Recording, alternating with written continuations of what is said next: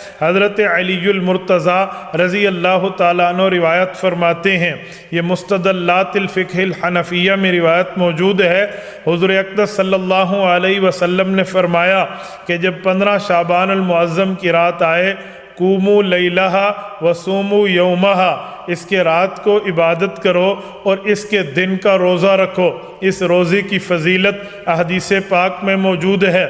اس طرح اور بھی احادیث سے پتہ چلتا ہے شعبان المعظم میں رسول اللہ صلی اللہ علیہ وسلم کثرت سے روزے رکھا کرتے تھے، تو 15 شعبان یہ بھی ایک عظمت والا دن ہے، اس میں بھی اللہ کے رسول صلی اللہ علیہ وسلم سے روزہ ثابت ہے اور ہمیں اس کا روزہ رکھنا چاہیے، اس کا اہتمام کرنا چاہیے۔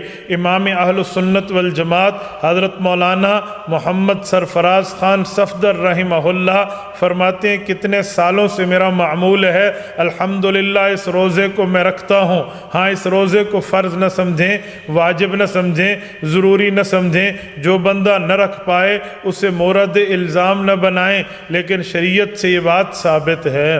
جگہ اور زمانے کی تبدیلی سے حکم بدل جاتا ہے۔